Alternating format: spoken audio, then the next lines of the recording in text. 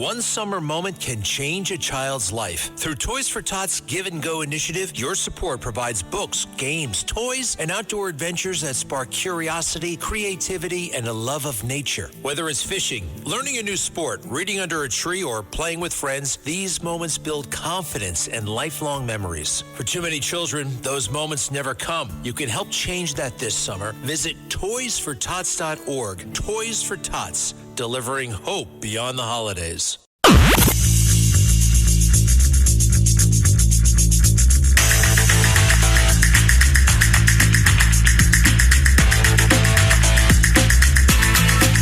This is the James Golden Show with James Golden, a.k.a. Bo Snerdley.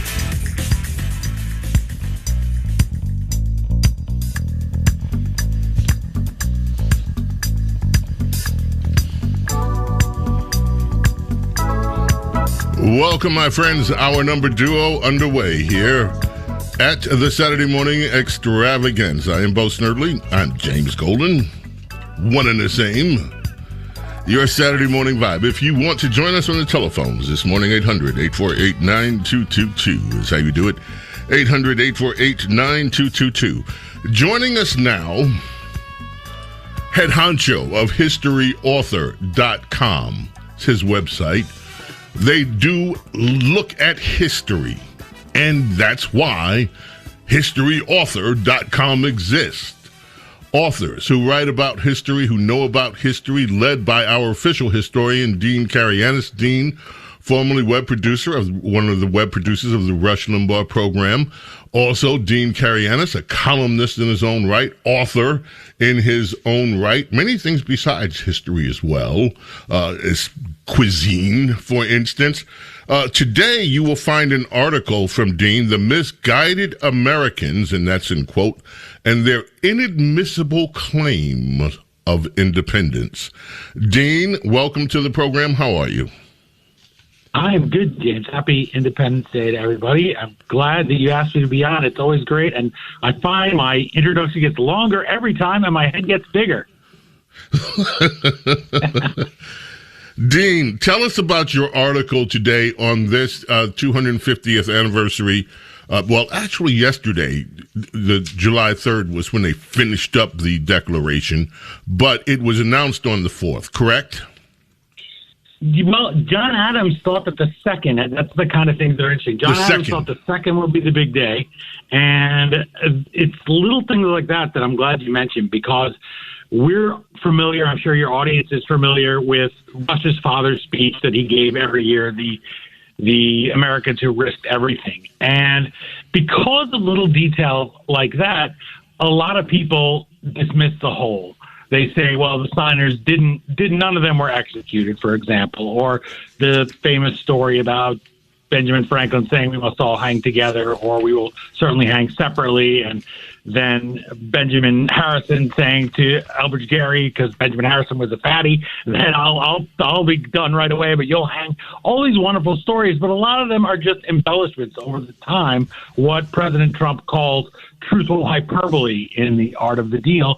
And so then people say, well, none of it is true, and dismiss the entire story. And I know if Rush was here, and you know this very well from all the years we were with him, he would correct those little things. And we might call some of the things a distinction without a difference when people nitpicked on things.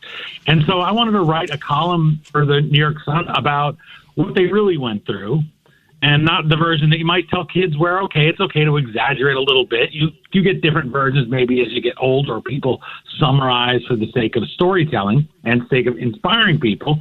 And so I wanted to write about what they really went through. And they did risk everything. And they were men of privilege, which is different from other revolutions. This was not storming the Bastille because you were a bunch of people that were starving. These guys were indeed well-fed. They were perfumed. They weren't grubby like we think of guerrilla fighters in the Latin America that we make very romantic stories about various countries and say, good, they cut the head off of that king.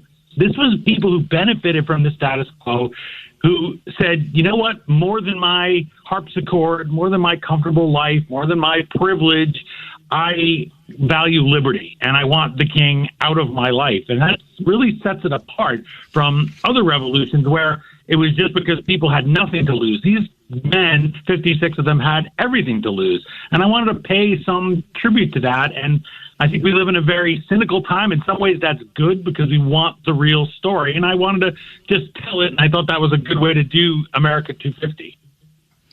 Now, the misguided Americans and inadmissible claim of independence. Explain that phrase, how that phrase was uttered, where it was uttered, and why.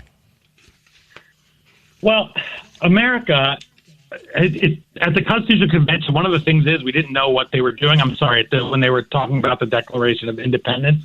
And so we didn't really know what they were talking about.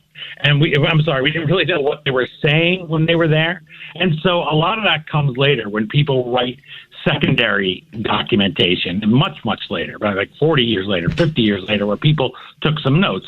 And so they said that they had these inalienable rights. We know all of those phrases and all of those things. And so they started writing things down as they remembered them. And so that was one of those things. I mean, there's so many great phrases and so many great points. And that's what I talked about today. I mean, I don't know which column we're looking at or which version of the headline that you got, but my story today was on the Declaration, and then I'd also done one about the Ancestry.com that they're allowing people that are opening their vaults to look back for Continental. So I just want people to go back and read those primary sources. That was my main goal over this. And that also included a lot of Black Americans who don't feel a connection to the revolution. And I think it surprises people to find things like 25% of the soldiers at Yorktown, that big final battle, were Black Americans. And they served as double agents behind the lines for President Washington, for the Marquis de Lafayette.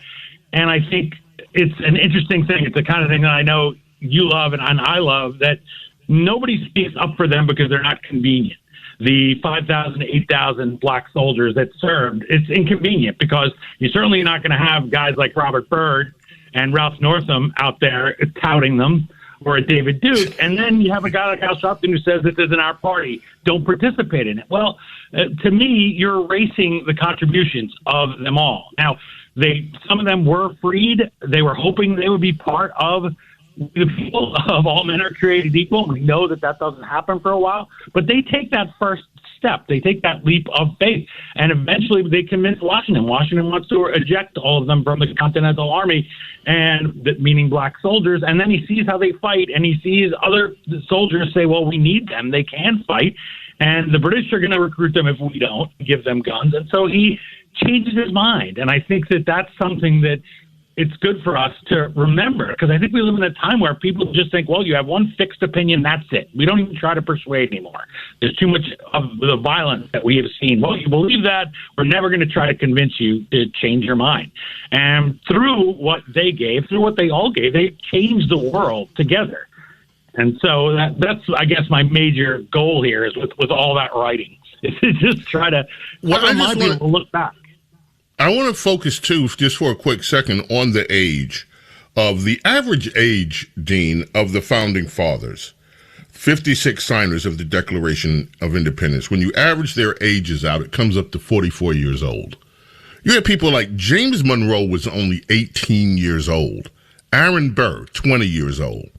Alexander Hamilton was 21 years old. James Madison, 25 years old. John Jay, 30. Thomas Jefferson, author, given credit to being the foremost author of the Declaration.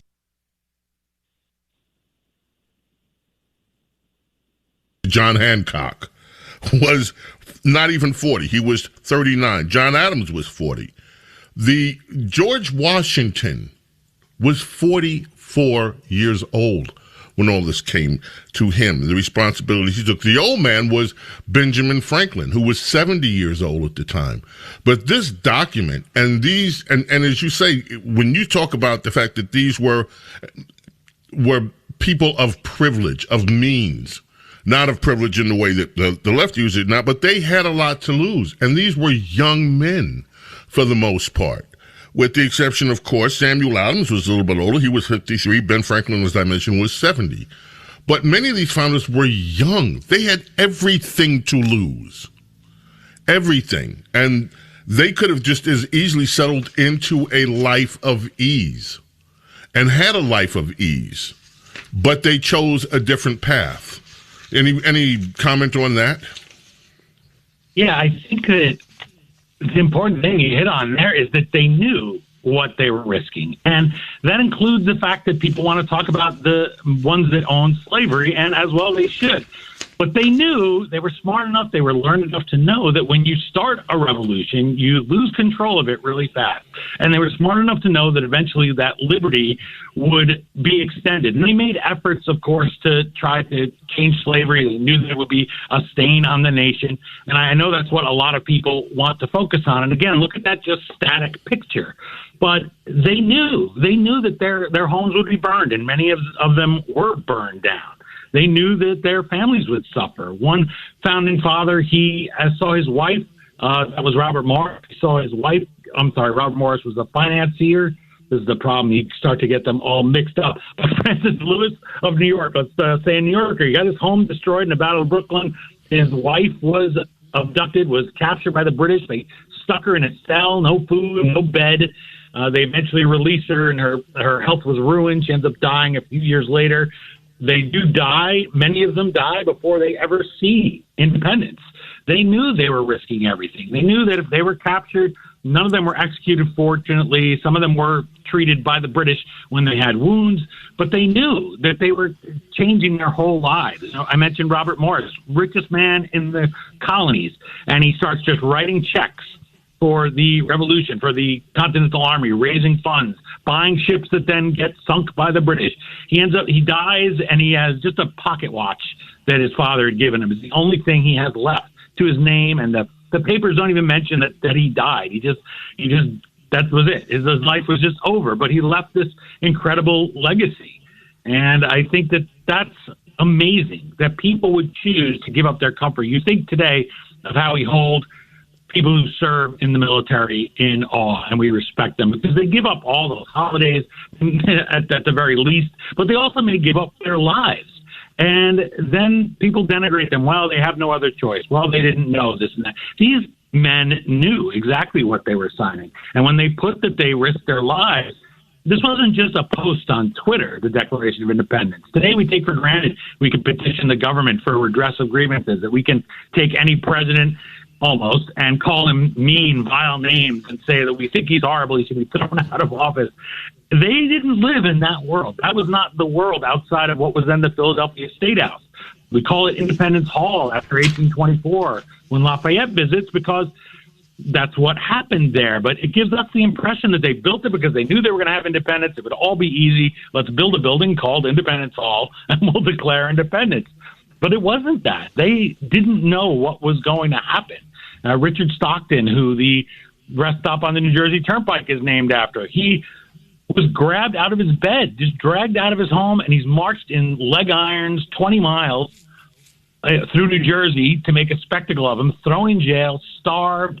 This is not something we picture today's richest man, let's say, and Elon Musk doing. People may have opinions, but they take for granted that maybe they can buy an ad, or they can fund a PAC, or they can run for office.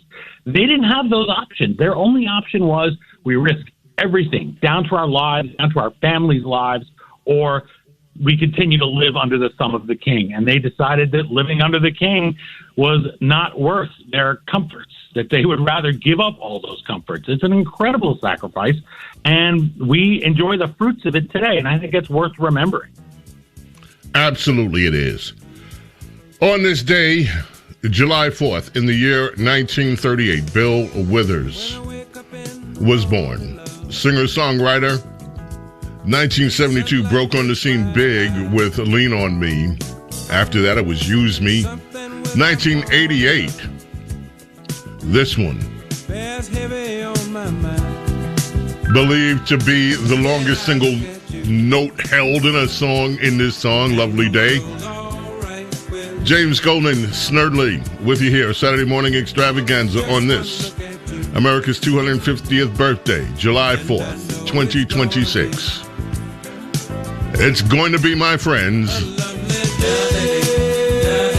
Keep it right here. Coming back with Dean Karayanis and your calls, 800-848-9222.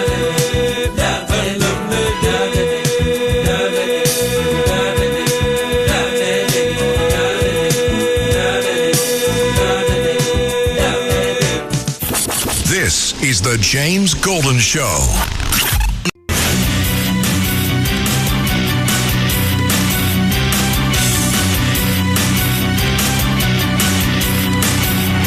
The James Golden Show. 4 words that mean business. With James Golden, a.k.a. Bo Snerdley.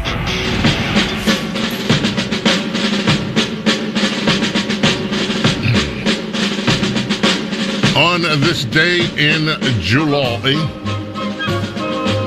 the year 1911, American conductor, record producer, and record industry executive Mitch Miller was born. Sing along with Mitch. This went to number 1 in 1955, The Yellow Rose of Texas. Now, how'd you like to be Mitch Miller looking back and realize that your days as a record executive, you passed on Elvis Presley? Nope, we're not going to sign him. You passed on Buddy Holly. Nope, not going to sign him. You had a chance to sign the Beatles, and you said, no, I'm not signing the Beatles. I don't like rock and roll. Sing along with Mitch. Yeah, he did discover Aretha Franklin. So you put all the highs and lows together, and there's Mitch Miller. James Golden, Snerdley. Dean Karayanis is with us. Dean, let me just get you to comment on this before we have to leave. Let's go look back at 250 years and where the world was. The largest and most prosperous empire in the world was the Qing dynasty in China. The Ottoman Empire was still around, straddling Europe, Asia, North Africa. Then you had in the Russian Empire, under the rule of Catherine the Great, Prussia, Frederick the Great. Where the heck is Prussia now? The Austrian Hamburg Empire was still dominating Central Europe. The biggest global power in terms of landmass in the world was Spain. Spain, controlling South America, Central America, parts of North America, the Philippines. France was a big deal, but they were involved in this. They had lots of holdings in the Caribbean, sugar colonies. And that, of course, was part of the American Revolution. And then there was Great Britain with the preeminent naval power of the era.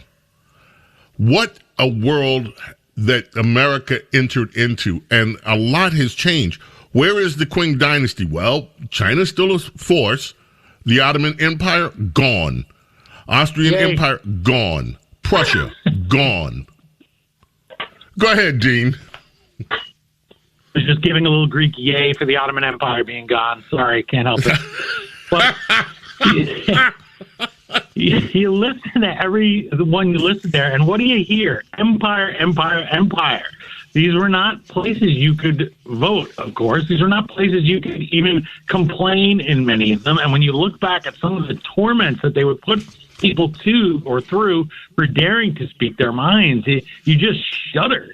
They talk about cruel and unusual punishment. Well, that's something that's just a phrase a lot of people use. And I say that as a columnist myself. I always, shake those words, shake those phrases, say, where did you come from? Tell me your story. Well, when you look at things like being drawn and quartered, things like being covered in honey or in oil and left for the animals to feast on you, there's a process in ancient Persia that is so horrendous, I can't even say it on the radio what they would do to people. And it could just be anything that they could just want your land, and that would be it. The government would say, well, we're taking it, and we're also going to torture you horribly and let you die over many days.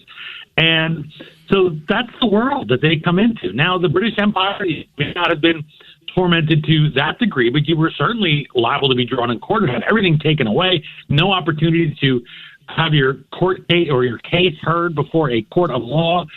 If you were George Washington, I don't know if anyone out there has seen the movie Young Washington. I did see it. I'll be writing about it in the New York Sun in the coming days, just from a historical perspective. But he's born as the second son. He's not a guy who has the privilege that we associate with him that, well, he must have walked in any room and he got whatever he wanted. And he wasn't that guy. And the movie shows that. He was a guy who walks in and they say, you have no land, you have no title, you're born in the colonies, you're a colonial, you're a provincial. They can't insult him enough throughout the movie. And as a viewer, you're saying, don't you know who he is? And that was the thing. Nobody knew this was possible. Dean, thank you so much for being with us on this Independence Day. We always love hearing from you, my friend. Dean Karayanis will be back, folks. Don't go away.